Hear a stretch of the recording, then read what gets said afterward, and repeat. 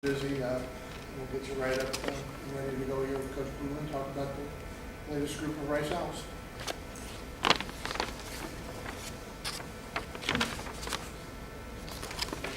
That's exactly right. Thank you everybody for coming today. Thank you for making time. It's a subject matter that I'm very excited to talk about. We've got 14 new Owls joining us today to go with the 17 that we signed back in December. So bringing our total to 31 right now. And we're not done. We've got a few more that we're targeting and a few more things that we're working through and waiting on admissions reads. So we're doing a great job right now. Our coaches are doing a great job communicating with these student athletes, and we're just going through the process together. And a couple of them we're still trying to convince of why they need to come to South Maine, and we're going to keep working on it. But signing day is always an exciting time. It's great to talk about these kids. It's great to know that we are creating our future with these kids. And they are going to be such a key part of everything we do in this program. I think they fit so well. We put so much time into making sure we scour the nation and find the kids that are right for this special place. I think you'll see when you watch the film that they play with the attitude that we demand. They embody intellectual brutality. They're physical. And then, oh yeah, they care about the other side of campus too. You know, they want to be great and want to excel and really bring everything they can out of Rice University. They're great fits, as I said, for this university, for this football program. As you saw in last year's class, we're not scared to play freshmen. It's absolutely a meritocracy. We will play the best players, and I think that's something that helped us in recruiting this year. The fact that we could point to 21 true freshmen touch the field for us last year, including 11 started football games for us at one point or another in the season, 11 true freshmen. So I think that's really exciting to kids, and they understand and can see that we are telling them the truth when we sit in their living room and tell them they can come in here and earn it. I think when you talk about recruiting, anytime you talk about recruiting, my statement on it is it takes a village, and it absolutely does. And there's some thank yous that I have to make right now because I'm so appreciative of our administration. I'm so appreciative of the resources they gave me and our staff to go out and find kids that are not only good enough students to get into Rice, but they're excellent football players. And they really do meet the criteria. They understand when we sit in their living room and talk to them about being excellent at both. Not only do they understand that they can do it, but they want to do it. They don't want their college experience to be mutually exclusive. They don't want to just be a student or just be a good football player. They want the best of both worlds. And that's exactly what we're talking about. So again, our administration, the things that they've done for us from a resource standpoint, and also in just helping us navigate things on this campus, get in front of the right people. Of course, Dr. Joe Carlgard, Rick Mello, Brian Mann, and Torian Houston, I can't say thank you enough to those people. They've been amazing to me and the staff. Our faculty, we had 5 official visit weekends. We had 3 in December and 2 in January. And every time we asked, the faculty showed up on Saturday afternoons, gave up whatever they were doing, and sat and talked to these kids about why they should choose Rice and about why they wanted them in their programs. Because they've known, read their resume, seen their academic profile, and think they're a great fit. And they tell the academic side, their programs, they speak about their programs like we talk about the opportunity here on the field. And I think their passion shows up.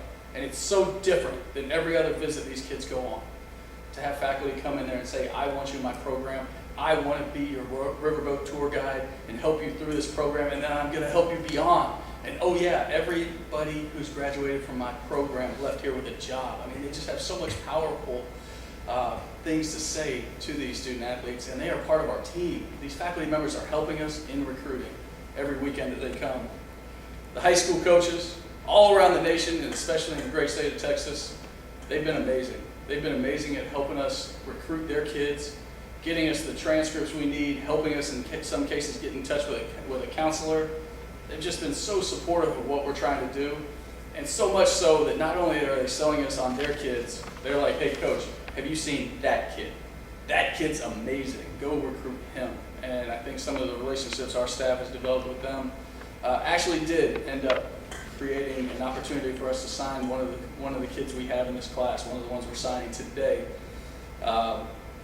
Talking to John Kay, high school coach at North Shore, about the Brandy Carroll at Duncanville and what he thought about him, and just to see his face light up, about how impressed he was in preparing for him and the challenge of preparing for him and playing him, and then comparing him to the other guys he played in Big 6A football all year long. That resonated with me, and it meant a lot that Coach took the time to talk about another player on another team. And he did that because of his relationship with our coaches. The families of these young men that were signing today, the trust that they put into our staff and into this administration, and understanding, that we will foster their sons while they're here and give them back a better version of them when they leave. I think trust is the biggest key I can tell you as I'm making these thank yous. I love the trust that our administration has in me and this coaching staff. I love that these families trust what we're doing and can see what we're doing clearly. I just appreciate it so much. And then lastly, talking about the staff. This staff that flew everywhere. Anytime we were asking them to fly somewhere and go check out this kid. Hey, go look at this kid. Go get in this home. Didn't think twice. They didn't check up. They didn't do anything. We had coaches with that polar vortex, and we had coaches trapped all around America last week, including one trapped in a hotel for 4 days in Buffalo, New York. So our coaches went through it, and while they're going through it and the grind it is, trying to sleep on red-eye planes and everything else, the other people that don't get talked about and don't get recognized are their families. A lot of single parents while these coaches are on the road, and only time they get a chance to see their husbands sometimes during a week is when we're home for these official visit weekends. And although we include our families, and it's great to have them around, they're in entertainment mode. It's not like you're just relaxing with your family. They're doing things to help advance Rice football, and I really appreciate those families as well. And of course, our recruiting department. It is absolutely, we've seen the fruits of their labor during the course of this year. Our recruiting director, Jeff Barnett, Ethan Russo, James Burnett, John Simmons, and Jerry Pickle with all they do for the program, helping us day in and day out, and Miss Susan, who's always, she's our chief decorator amongst many other things, kind of like den mother, and kind of runs our staff when we're in the office or out of the office. So we really appreciate Miss Susan. What we were looking for in this class, I told you in December, and nothing has changed. We wanted guys that love football and that know how to win. Those were things that were really important as we went through this class. And they had to want everything that Rice could offer. They couldn't just want one piece of it. So I think we found those great fits. Every student athlete we're signing today has been admitted to school, which is a big deal, as you all know, at Rice University. 7 of the 14 we signed today are from Texas, to go with 9 of the 17 we signed early. And it's a well-rounded class. There's guys that were JUCO All-Americans in here. There's a couple grad transfers mixed in. There's All-Americans, All-State performers. There's academic All-State performers. There's guys that are in Boys State. There's guys that are in their theater production at their high school. So well-rounded class. I talked to you about the 31 names that we have total today, committed to come play football for us. And there are those other targets out there. And one thing I want to make sure that I've said is why I appreciate what the recruiting department did so well is they went out there and found us candidates to really come in and to add, at this time, 31 players to our program. That's just huge. It's absolutely huge. And then you take it with the 33 that we had in last year's class, and now 2/3 of the team are guys that we brought in and guys that knew the expectation when they walked in the door and understand what we're all about. And that's really exciting, because one thing that I think I've been clear about is, yes, we need to raise the ceiling of talent on both sides of the ball, all across this program, but we've also got to raise the floor. And we're doing that right now. We're bringing in some guys that can help our football team. Even some of the walk-ons in this class are guys that I believe have potential to earn scholarships, and I think it'll happen sooner rather than later. When they contribute to this football team, we will take care of it. That's the commitment I made to them. Talking about this class, jumping right into it, starting alphabetically. Chike Anabogu. He is a safety from Ridgepoint High School in Missouri City, 5'10", 190. We see him as a guy that can also play linebacker, okay, or the Viper safety in Coach Smith's system, a guy that has some position flexibility. Chike was on a team that won back-to-back conference championships without losing a game, undefeated in their district. He's an academic all-state selection, and in addition to that, he's a semifinalist for the Defensive Player of the Year by the Houston Touchdown Club. So that speaks volumes about who he is as a player and everything we've heard from his coaches is exactly the things that we want to hear. Young man I referenced earlier, Brandy Carroll, 6 foot, 285-pound defensive tackle from Duncanville, played in the state championship game. When you watch him, I know everybody is going to talk about a 6-foot defensive lineman right now and talk about Aaron Donald. Obviously, that's not a fair comparison. But what he does to high school people is very similar to the things you see Aaron Donald do on the National Football League level. And that is come off the ball and get into offensive linemen before they have a chance to react, and offensive linemen go backwards. And he's got longer arms than you would ever believe as you see him. He was a unanimous choice as the defensive MVP in the district, and he was second team all-academic for the All-State team. The next one on your sheet there is another one that's very, very special to me, and that's Brian Chafin. He's a 6'2", 275-pound center. It's originally from Charlotte, North Carolina. And I recruited him out of there the first time around to Stanford University, and played center for us there. And for 2 seasons with myself and with Coach Ash, we were there, and redshirted 1 and then played 2 under us. And he was a short yardage goal line guy, an unbelievable guy to have in the room. And in addition to that, he's a heck of a football player. And I am so thrilled that he's joining us, because not only is he going to help us on the grass on Saturdays, he's going to help us every day that he's here. He's going to help us advance our culture. He's going to microwave it, if you will, and come in here. And I really think that he embodies everything that I want in intellectual brutality and understanding how to prepare to play our game the right way, and how you have to prepare week in and week out. But more than that, just the cultural things that he's going to be able to do. Coming in here, it's going to be the same message from a different megaphone that looks just like the current guys in our locker room, and I think that has a ton of value. So excited to have Brian Chafin. He was a 4-star recruit coming out of high school and played in the Under Armour All-American game, and also played against Rice in 2016 and 2017, so some of the alumnus may remember him there. Also, as we talk about winners, his high school team won the state title 3 out of his 4 years in high school. Next up is Connor Hughes. 6'2", 300-pound guard from Cinco Ranch, right down the road in Katy. Second team academic all-state selection, a guy that's been around our program, has proven to us how badly he wants to be here. Came to every camp we had, anything we asked him to come to, he came to, as well as practices. He was at spring ball practices. He was at walkthroughs we had last fall during training camp when it opened up, recruiting opened up for that week in August. To the point where he was standing in the back when Coach Ashfield was doing a walkthrough with our current players, and one of them missed an assignment, and he knew the right answer. That's how smart this kid is, and how much he wants to be here and learn our system. Next up is a 6'1", 280-pound guard named Javon Johnson III. He's coming to us from Treasure Coast High School in Port St. Lucie, Florida. His daddy, Jerry Johnson, played on a couple of those teams I had the opportunity to coach on at Florida State back in '97 and '98. Was an unbelievable nose guard at Florida State during that time.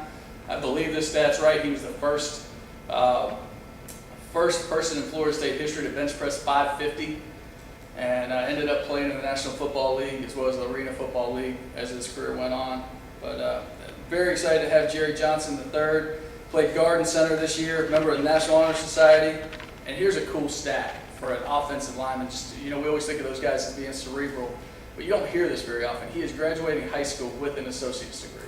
So he has taken so many dual enrollment hours that he is getting that degree as he walks.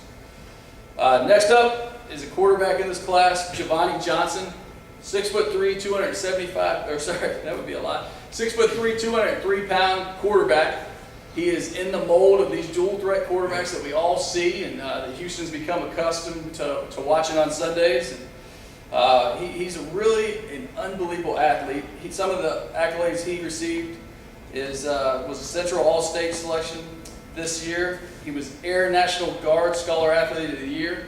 And as you talk about a dual threat quarterback, you're like, does he throw it, does he run it? But this kid legitimately does both, the meaning of a dual threat quarterback, and he accounted for 52 touchdowns this year, which is a heck of a number. So we're excited to get Javon on campus and see all that we can do with him. Next up is Isaac Kowski, 6'2", 275-pound defensive lineman from Green Bay, Wisconsin. Listen to this stat real quick. He earned all conference and all regional honors on both offense and defense. And then he was a semifinalist for the Joe Thomas Offensive Lineman of the Year award in the state. So we are excited to have him. He's a 4-year letterman in wrestling with over 100 career wins. So a guy that has done a lot of cool things, playing on both sides of the football.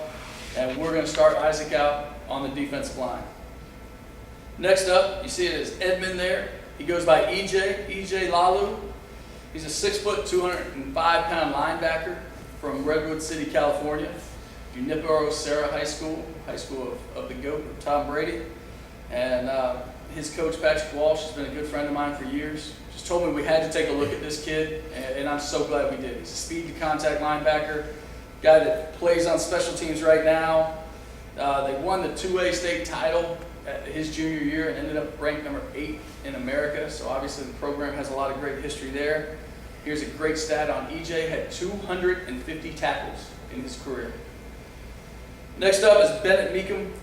He's a kid we see as a tight end, 6'3", 200-pound tight end.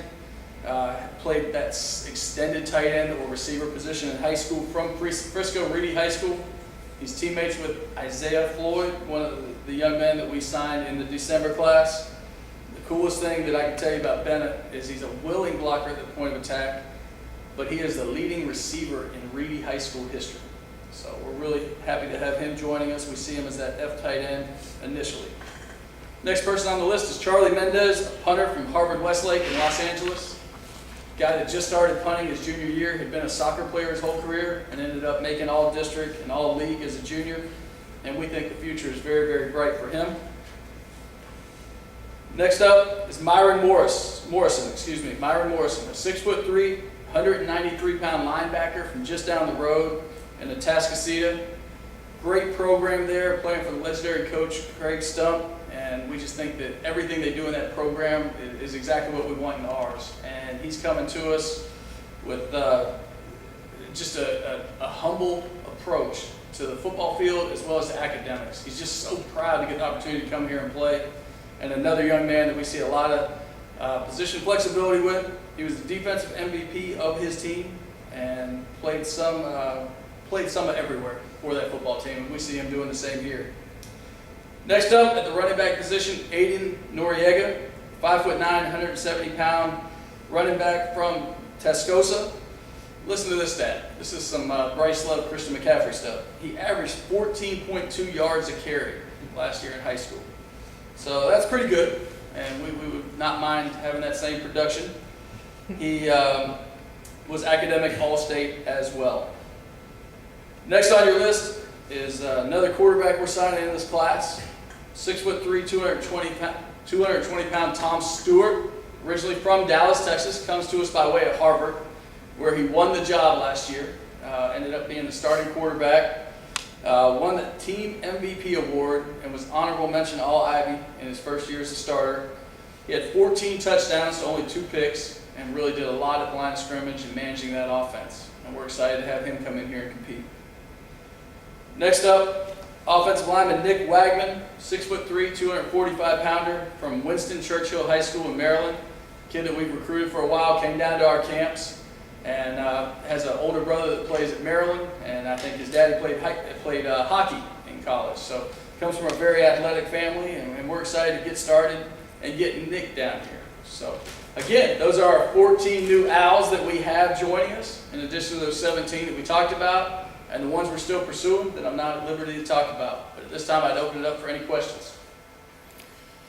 Coach, out of this group, this particular group, is there a hidden gem that... There's 14 of them.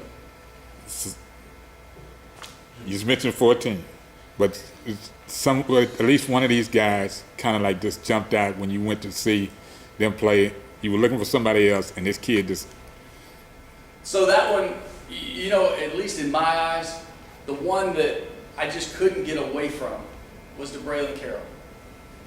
And what I mean by that is everywhere I turn, somebody hit me, hey, have y'all looked at this kid? Hey, have y'all looked at this kid? And then again, listening to Coach K over North Shore, and then Scott Vestal, our linebacker coach who could sell ice to an Eskimo, was just always on me about him. He's the best player, best player, best player. And so he's the one I couldn't get away from, and now I'm so glad he's an Owl. But there really is a story like that almost for each one of these kids, where you found them late or lucked into them or somebody you know and trust called you. But that's the story that again, like right now as we talk about it, yeah, DeBralen's the one that, and I'm so glad he's in the boat. Mike, one year in, how has your message or vision changed in any way? Or has it been received maybe in a different way in those years? You know, it's interesting. I don't guess if I could speak to how it's being received, but it sure seems we're welcome into homes and we're in different conversations than we were a year ago. You know, and we spent a lot of time the last 2 days reviewing some film of 2020s and really getting started with that class. And the excitement as we talk to these kids about what we're doing here, it's awesome.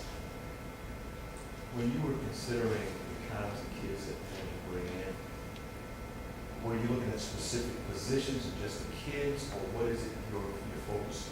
Where's your focus? Yeah, Nate, so it's a broad brush approach in terms of finding the kids that are the right fit for us, right? Because they got to check a lot of boxes. A lot of them are going to have to sit and take the SAT or the ACT again and keep competing in the classroom. So we broad brush it in that regard, but then I have numbers set aside of what our team needs to have the proper allocation of scholarships. So that's the starting point for us. And it's a lot different in year 2 where you're really trying to fill in those things the right way to what the model calls for, as opposed to year 1 where we said, you know what, we're going to get the model right later. We're going to go get some dang football players that believe in what we believe. This year we were able to spend more time really with a more directed approach, if you will. When you went into recruiting, you had a certain number of boxes you wanted to check. Where are you at in terms of, did you fill all those holes already, or is that still to be determined?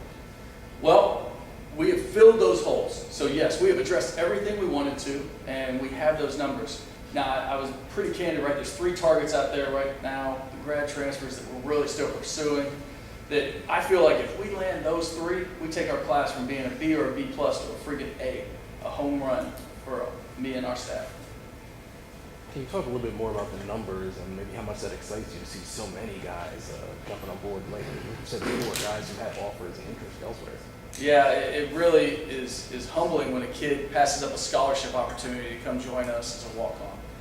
And you know, there's a lot of things going on with the Rice investment that makes it possible for some of those kids that really want to come to a school like Rice and want to bring everything they can out of it. But just to talk about the numbers, like, yeah, I sat here at this podium and really probably didn't have any idea this time last year that I'd only have 47 healthy scholarship guys for spring ball. And so the changes that we've been able to make and to think that we're going to come into training camp next year at the 105 or maybe even the 110 number that the NCAA allows us to is such a great compliment to the staff and everybody in the administration working together. You mentioned earlier about the freshmen hitting the field last season and guys saying that. Me personally, if Coach walked in and said, you as a freshman, you got a shot, it's one thing to hear, it's another to actually go back and over that team's season and see game to game, there's a different freshman that's stepping out on the field. How much was that a big eye-opener to the kid and the parent to saying, okay, let me really listen to what he has to say? Yeah, I definitely think you're exactly right. We put our money where our mouth is, right? And prove to them that it is a meritocracy. There's one point in the visit where it always comes up. The first night that we're here on the official visit, we're sitting here and we're watching our highlight film behind me. And the first time, it just happened organically. I watched it and I saw it for the first time. I watched it on my phone in an airport coming home, but we had the visit right afterwards, so I watched it. And what hit me was 2 things. Number 1, I love that our guys go and celebrate together after every touchdown, right? Like they can't wait to look for each other to go celebrate, and that's exactly what I want this to be all about. And number 2 is how many dang youngsters there were in that video. And I started pointing them out, talking about, an Old Dominion game. You look out there and it's like, wow, we are young. And those guys were true freshmen. You talk to some of it. So to answer your question, yeah, I think it definitely helps when you can say those staggering numbers about playing 21 true freshmen and 11 of them starting games. Now, Coach, just in your introduction, you mentioned by name Bryce Love, Christian McCaffrey, Aaron Donald, and you alluded to Deshaun Watson. They're all guys I want in our program. You take them. Every one of them. How much of that is getting to the finish line and just woohoo, we did it, I'm excited about our guys? And then how high is the ceiling getting? You mentioned continuing to raise the ceiling. How do you see that progressing in year 2? Yeah, you know, I don't want to say anybody in this class is those 4 kids. I mean, those 4 kids are pretty elite at what they do in the National Football League right now. So I don't want to put that on them. But what I do see is guys that have similar traits and have similar mindsets. You know, I think about Christian's mindset all the time. And it's one that, luckily for me, you know, he spent a lot of time around my 2 boys. And, you know, there's almost like we almost need a band that says, what would Christian do? My wife and I say that to him often. And so when I meet one of these young men that has that mindset and that look in their eye and that chip on their shoulder, it excites me. There's a lot of kids like that in this class. Coach, I know you have big expectations for your freshmen. I want to ask you in particular about 2 of them, Javon Johnson and Bennett. I don't know what the plans are for them, but can you kind of talk about those 2 in relation to what you expect this year? Yeah, Giovanni is going to come in here and compete for the career. I mean, bottom line, he's a talented kid that had a lot of opportunities to go other places. He picked us because we guaranteed him he could do that. Now, could he go start at safety? I bet. I'm not going to say that he can't do anything. He's a pretty freaky athlete. But we're going to try him at quarterback and whatever role he earns, whether it's a starting quarterback, whether it's a gun run quarterback, we're going to plan a few snaps a game for him to carry the ball, or if he's got the best arm and he's our Hail Mary quarterback. Whatever he earns, he will get, but he's going to start out at quarterback. For Bennett, you know, the challenge at the tight end spot is you have to learn the whole offense, much like the quarterback spot. It's just a lot. So he's going to have to really get his head in the books in terms of our software that we're able to get these guys our virtual playbook and huddle and let them really get a crash course in that so they can come in. Because those guys are asked to do so much in the run game, so many different things in the run game. And then, of course, understanding the whole West Coast passing game that Coach Mack draws up. They've got to have a perfect understanding of both or they can't play. So, but yeah, the role for him would be come in and catch balls down the seam and make those plays that he made all through high school. You just talked about Johnson, but talk a little bit more about how Johnson and Stewart fit into what you got at quarterback and maybe how important that was. You talked about racing before, how important that was to maybe get a little more competition. Yeah, well, I think that's the bottom line right now. I think if I was a player on our team and I looked at, oh, coach brought in this talented kid as a freshman, that's college football, that's how it goes. Now there's a new dynamic with grad transfers. And so anytime you're bringing in a grad transfer, the grad transfer's not coming in to sit. He's not coming in to watch. He's coming in to start and play from day one. So if I'm already on our roster, and these guys on our roster are working their butts off right now, they're doing about what we could ask. I mean, I don't know if we could ask for more. They're freaking giving it right now for Coach Hans Straub. But it would excite me. It would know that it's going to make me be the best version of myself if I'm going to continue to keep my job or earn a job over one of these grad transfers. I would walk up to each coach on our staff and thank them for bringing in that iron to sharpen me. And so I hope that's the vantage point these guys look at. So as you talk specifically about Tom and Giovanni, like they're going to be thrown into it and they're going to be given a chance to compete. And that's what they've asked for. Coach, this is my last question. How much has the dynamic of the transfer portal enhanced on just getting a specific need of what's left as far as the scholarship that you have open? Ask it one more time, please.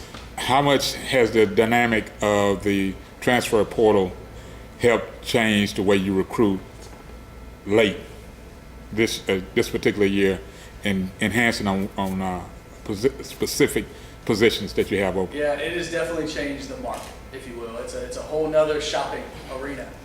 And we know our needs and we know what we filled and we know what's still out there. But then there's also just the wow factor of, wow, I remember that kid in high school. I remember watching him play at this university.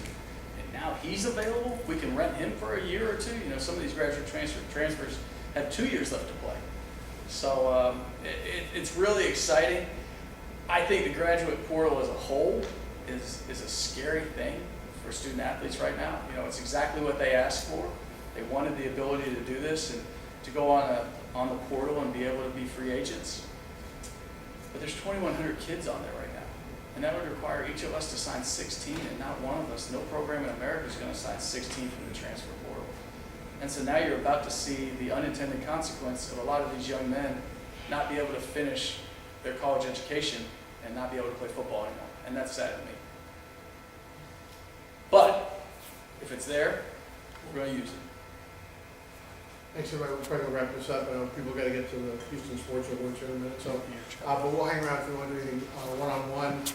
Absolutely. Thank you all so much for coming out. Thank you. Thank you.